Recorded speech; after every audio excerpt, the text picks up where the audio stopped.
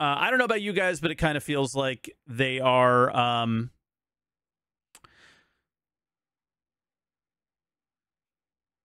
they're at the end of their content, and this is filler content because 323 never came out. Inside Star Citizen Paws and Claws, unless they show us something new in this video, I don't think we're going to have a really... It's not going to be that hype, but it's 20 minutes. 20 minutes on 2 animals. I feel like we're going to see some new stuff. It can't just be the birds and the dogs. Yeah, no way. Let's see.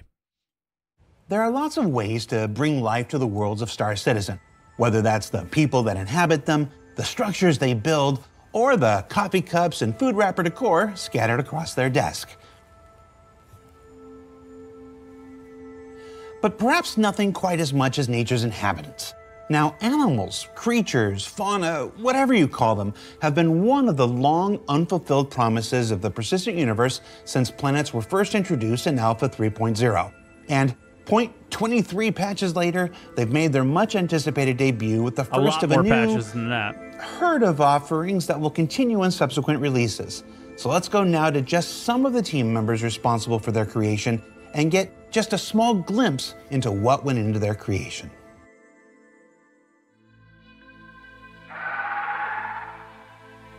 Creatures are just going to offer a whole different dimension to the gameplay. They bring a sense of life to a world, gives an environment a sense of that it's a lived-in space. There's a lot going on the planets, but it can feel at times like... It does. When the birds are flying around, it makes it look a lot less empty. It does. It just straight up does. For the people saying it does not, I'm sorry, but we're going to have to agree to disagree on that. There's not a huge amount going on. But with the introduction of creatures, that all changes. We have now the ability to create life wherever you look.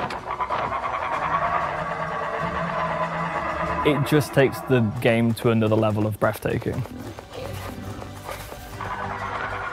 I mean, it adds believability to the experience that I don't think any feature so far has come to the level of adding immersion that Fauna has. Zach, calm down, dude. That's crazy. That's crazy. Calm down.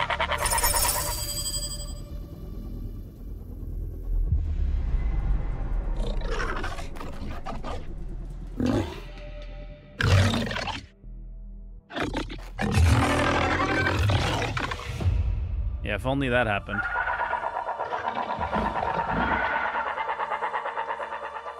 In Alpha 323, we're adding 2 new creatures.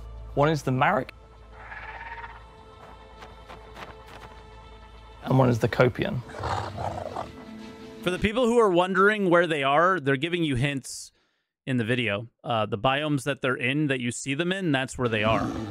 When you're kind of exploring these planets, we are introducing a whole range of different creatures going forward into the future. Well, you want to start off simple, right? You look at it, you're like, oh, cool, you know, should we work on these big creatures straight away? This biome is I could not find this very easily. The grass-only biome without little purple leaves are the only place that I've ever seen the Marek. Or, you know, should we, ground down, make sure the pipeline works, make sure the basics work? What's more simple than, a dog, cat, and a bird? And ultimately, the birds basically prove out these features that they can be done and they are doable. Let's start with the Marek bird. So this is a fairly simple creature, and you'll see them flying around in flux. And it's really nice when you're just in your ship looking out the window and you see a bunch of birds and life on the surfaces where you wouldn't before. I think the Marek as a bird will add a sense of scale to the world. Like it helps a lot to see a flock of birds and add scale to anything that's bigger in the distance. I think this is going to help a lot to that part. If you're I will argue we are not seeing enough of them. That's for sure. Walking along the planetary surface and you hear a core in the distance, you're like, oh, there's Marek, so we can go find them, we can go see them. With the creature designs, we don't want to make anything that you look at and you go, oh, that's a pigeon. because we're a sci-fi game. We want to make it a bit cooler and a bit weird, and we don't want to spoil too much about where they are, who they are, what they're doing, and things like that when it comes to creatures, because we basically want the players to find them. And we don't want to say, hey, they're on these specific locations, on these specific things, because they could turn up in areas that you wouldn't expect. For the Marok, we wanted a colorful variety of birds that we could use to fill the planets. The creatures have different skin depending on the biomes they're in, so some are going to be more colorful, some a little less colorful. They're inspired by real-life animals to some extent. They have these like big, like gulped chins. They've got these nice flappy wingspans, but they're also a bit hairless as well. We kind of look at the reference of featherless birds because for the first batch of creature, we could not use a lot of feathers and fur, so we went to a more skin type of creatures. You know, those cats that don't have any hair, they look a bit like that, but in more of a bird form. It's very odd. The Copion is essentially a hybrid between a dog and a cat. It's got 4 eyes. It's a nice, chill, social behavior, which you can see, you know, you see them howling, or you hear them howling, or you see them walking around and kind of, you know, scratching themselves and licking themselves and things like that. The Copion has a variety of colors. There's one that is more savanna-like. There's one that's more forest-like. This one, so it can blend into the environment a bit better. There's an Arctic one that has kind of the pattern of a snow leopard. And then once you're in combat, they're faster than the player sprinting, and they're usually in packs of like 10 to 14. Visually, they're a nice kind of sleek.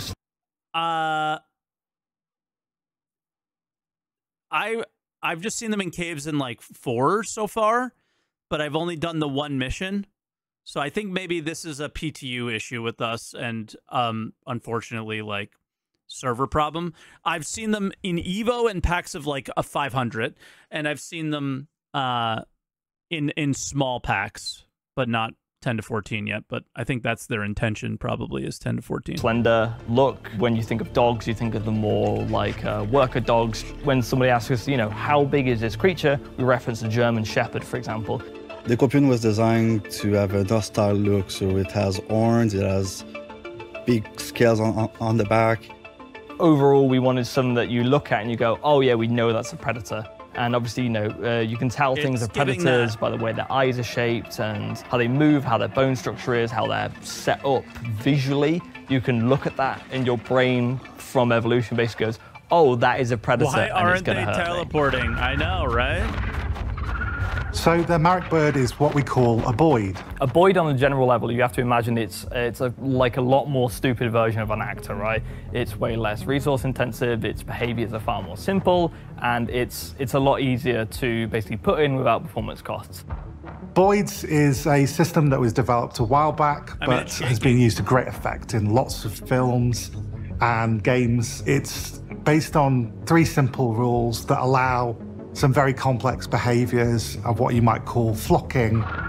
The 3 rules are that they maintain separation, so they don't get too close to each other. They remain aligned with each other, so they'll follow other members of the pack that go in the same direction. And cohesion are the 3 rules in boids that allow this flocking behavior to be generated.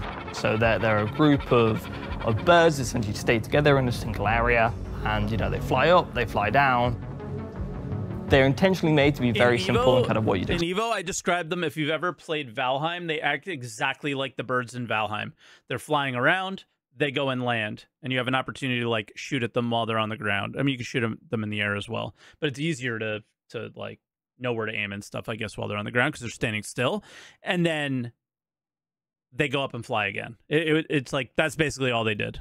Expect from a bird, especially if you're hunting them as well, because we don't want individual birds flying all around the planet and things like that, because we want to kind of keep them nicely clustered together in an area where you go, okay, cool, this is where the birds are. So the Copion is not a boid, it's a fully fledged NPC character. When you look at the Copion, that's what we call an actor, right? And that essentially has the more costly associations, like being able to use like nav meshes, being able to use behavior trees, and because Copions have to make decisions, but Maroks don't. So Copion is an NPC creature? Yes. Does it T-pose on chairs? Well, firstly, they're not going to be on chairs in the first place, unless you lure one into your spaceship. Which players have done. And somehow magically put them on a chair. No, they're not going to T-pose on chairs, sadly. So you're going on the record, Copian's never going to jump on a chair. No, I'm not going to say they're not going to jump on a chair. The animator's task with the creatures is to breathe life into these entities, because these entities basically are just points in space that are moving around. The Marok, when it's kind of flying across the sky, as far as the game's concerned, it's just a point in space, just moving across the sky. But the animators actually create that illusion of life. The first step in the process is we have a look at the design doc. We basically get an idea and the feel for what the designers are after for the creature. We then try and kind of... I think even this significantly makes this area more alive. Just looking up and seeing that. It is very immersive. And link that to, because these are alien creatures, we kind of link that back to... It grounds you in the world. What is it like that already exists on Earth? And for the Marok, it was things like a pelican. That's the best example of what's inside their mouth. So when you do go to loot them and you kill them, loot that. I don't know how valuable it is or whatever in the future, but it's gross. It's disgusting. But I think they call it a pearl. So... it must be worth something. Crafting mentioned. Did he say crafting? Was I talking over it? This is, we have a look at the design doc. We basically get an idea and the feel for what the designers are after for the creature. We then try and kind of link that to, because these are alien creatures, we kind of link that back to what is it like that already exists on Earth. And for the Marok, it was things like a pelican, that kind of creature. So we then gathered the reference of pelicans doing all the things that we want the Marok to do. With that, we will then try and kind of breathe that life, that essence of that creature into the Marok. Crafting so we went through many different but iterations the of like the poses that this Copion should be in. Very small details can kind of tell a whole different story about the Copion. In one case, we were creating the aggressive idle pose. We had a pose that we thought was kind of really aggressive looking, kind of down low, and it was kind of ready to kind of pounce at you. But one of the devs said, like, this kind of feels like it's playing with me. It kind of feels like he's kind of should be wagging his tail. So we just kind of changed a few very subtle things, and all of a sudden, like, the whole feeling of that pose changes. So there's many different kind of decisions that we have to make to achieve that final result that we want, that result of the Copion being this aggressive thing that's out for your blood. One of the things we've been doing with Copions is trying to get them to attack in packs. And we do this by giving them some special formation code that brings them together and makes them seem really cohesive in a different way from the Boids. You want to engage these things from distances, as they are faster than the player when they are sprinting. So these will essentially attack you and circle you in packs. Think a bit more behavior. Oh, they jump up on the rocks too. If you come across a Copion outside in the wild, the first thing you'll probably want to do... Again, the likelihood that you experience this anytime in 323 would be surprising. ...do is back up really quickly as they all come charging at you. And that can be really quite hazardous if you don't look where you're going and fall down a ravine or something. They've got two attacks, which is this really scary pounce attack, and then they've got a more short-range attack.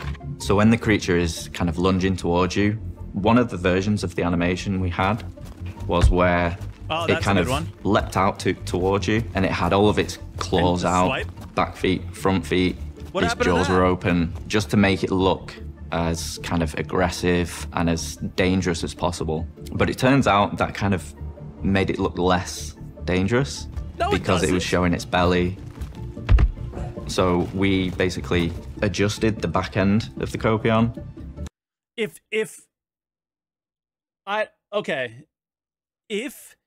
the game knew well enough, it does look super floaty for long distance. If the game knew well enough whether your back was turned or not, which we know it definitely doesn't, that would make sense. Because that's what a cat would do if your back was turned. Brought its paws in slightly, and again, that changes the entire kind of feel. When the silhouette of this thing coming towards you is just a pair of jaws opening up, ready to kind of clamp down on you, and it makes it look a lot more aggressive. And they hurt quite a lot. You know, the average hit will take a quarter of your health off, so you've got to kill these things before they come close to you. which is a problem when you're in caves. Except they don't react to you when you're in a cave. Because when you're in caves, it's a close quarters environment, and the Copians have the upper hand. And you have God markers, yeah. Maybe only in the initial mission? What about the other ones? I only did the initial one. So you'll come across a Copian in a cave, and they'll probably be doing some really cool little idle animation, like scratching themselves, or... Yep. They did that idle animation the entire time. Or shaking themselves with fleas. And if you surprise them for the first time, and they're on their own, they'll probably get a bit scared and run away and join the other Copians. If you follow them, then that's when you'll probably get into trouble, because a pack of 3 or 4 or more Copians attacking at the same time could be really quite deadly. I mean, that looks intense. So with the Marok, it was a very iterative I just process. hope we actually get and there was that a lot of back and experience. forth. It started off with experimenting with morphing, where you can take one ISC is out. We're literally watching it. source and morph it with another one. And we did a lot of experimentation with using different types of birds, like eagles and hawks and owls, and morphing it with non-animal source, like more like textural, squeaky, squawky stuff. So we started off quite grounded and taking sounds that sounded quite a lot like ravens and crows, but we're going more towards a little bit more like dinosaur-esque and a bit more screechy and Chat, is Summit watching ISC? Is Summit watching ISC? more alien. So yes, trying to find that balance.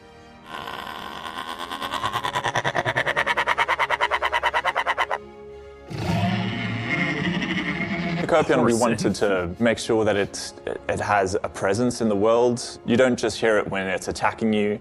You can hear it snuffling around and grunting when you're sneaking up on it. They're howling. He's sleeping.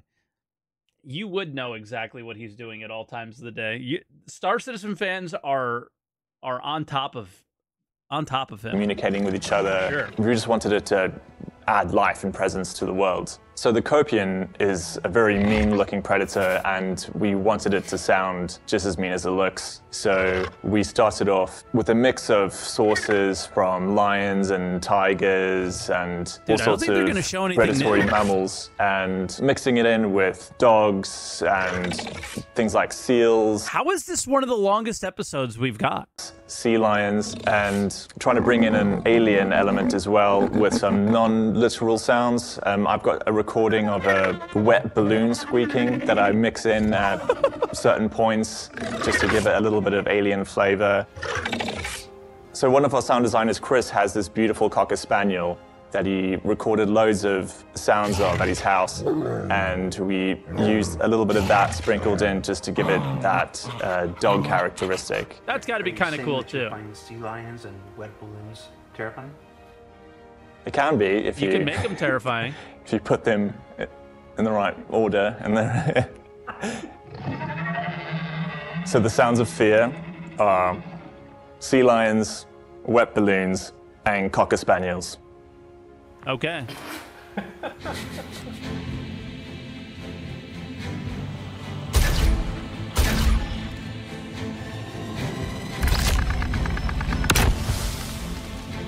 We know Oh, some he of you killed all of them. don't just want to pet the bird. Yeah. Watch the bird, look at the bird, enjoy the bird, be one with the bird. Some of you want to murder the bird. Yeah, so I've seen some people going up to the birds and punching them, I've punched birds to death. Yep.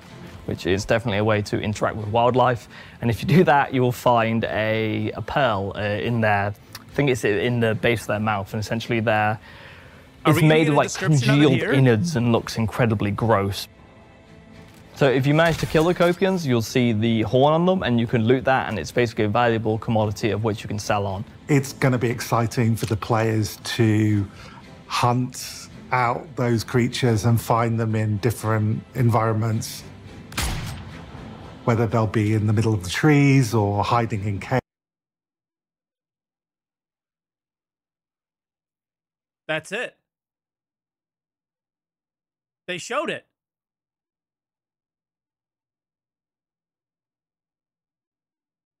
I like it. I gotta say, I like it. And it's on my favorite scope design. I don't remember what company makes the scope, but the 4X Tau, it looks like that company, which is my favorite scope. I like it. I gotta say. There's a bit of a challenge there, but there's also that feeling of nature and okay, that's ridiculous. And the wild that you're going to get kind of peering on creatures performing. Yeah, now ban reshade. These kind of behaviors as though they're not being watched by humans before. But the nice thing about this is it kind of leads into a wider gameplay loop that we're looking at. We talked about crafting quite a lot, and this is an example of how crafting gameplay will come into it. So probably the first step as we're looking at more creatures and more variants and things like that. But obviously we'll get in that further detail as we go on. I want to hear it again. Everything about crafting. Behaviors as though they're not being watched by humans. Everything about before. crafting, I like to listen to 10 times and read into. The nice thing about this is it kind of leads into a wider gameplay loop that we're looking at. We talked about crafting quite a lot, and this is an example of how crafting gameplay will come into it. So probably the first step as we're looking at more creatures and more variants and things like that. But obviously we'll get in that further detail as we go on. We know there's the more creature slash animals fauna in being general. made. Obviously, we've previously experimented, we've previously played with things, as you'll have seen, but now we're in the active development of it. So we have a really nice kind of idea of what we want for 1.0 and all the creatures we want for that, and looking at how we can make the creatures in the future fit in the Star Citizen universe. So we've always been tinkering, we've always been playing, but now we have a pipeline. That technology is working in, and we've basically proven it out now. So the future of creatures is a lot more easier and convenient to make than some of the more previous challenges. I think it's very exciting for us and the character team to tackle the creatures. It's something that the whole team is excited about. We are very proud of the work that we do. So animating a creature isn't an easy thing at all. So obviously for the creatures, we couldn't mocap. So hand keying the creatures, it can be difficult to raise the quality up to the level that the rest of the universe is at. But I think as a team, I think we've really managed to actually achieve that level of quality that we're aiming for. I think that the team's done a great job. Creatures definitely bring life to the different planet environments that we have, allow us to have a different range of kind of gameplay situations where you've got characters attacking you in different ways and allowing us to show a more characterful range of behaviors, perhaps. Creatures, it's not just a static, prop. It's something that is alive and breathing, and you can react to it, and it will react to you, and it just gives a bit of gameplay for the sound guy says you can react to it and it can react to you. That's kind of funny. Player to engage in. One day.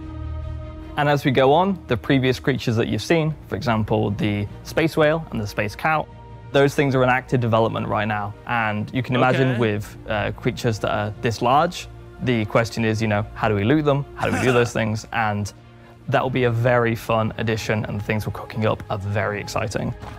Yeah, I think the one thing that's missing that Star Citizen struggles with because they want to be so immersive is the I do some stupid hand animation around the animal disappears and becomes leather scraps. I think CIG obviously doesn't want to do that, but they have to do something that I take this animal and it becomes something, or I take this thing and it becomes something. So they have to figure out how they want to do it, but they need to do it. It's one of those things that for me, it has to be a thing. For you guys, maybe not, but for me, it absolutely has to be a part. So you'll see creatures in 323, and it's going to be an amazing experience, adding true believability to the world. Happy hunting, good luck getting those horns, and try not to touch the pearls, they're a bit gross. Yeah. They are, when you look at them. So what did we learn this week? Well, we learned that it takes a confluence of disciplines like art, design, animation, AI, and more to bring these creatures to life. That you don't actually have to hunt these fine fauna, but if you do, there are rewards to be had. and that Copians prefer the tundras and savannas they're used to, and may not behave well if you forcibly relocate them. Not that that has ever stopped any one of you. Nope. For Inside Star Citizen, I'm Jared Huckabee. Thanks for letting us share the process of game development with you, and we'll see you all here next week.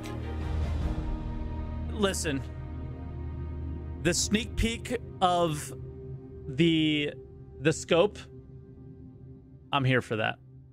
I'm here for that. Any mention of crafting, I'm in. Obviously, we've known a lot about these for a while. Like, basically everything they showed today, I knew on the first Evo patch, I think. Like, I think the third Evo patch is when I saw the Marok for the first time.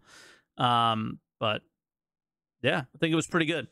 I'll take watching 20 minutes to at least be able to see at night. So I'll go. I'm for it. I'm all for it. But that was ISC, so not too bad.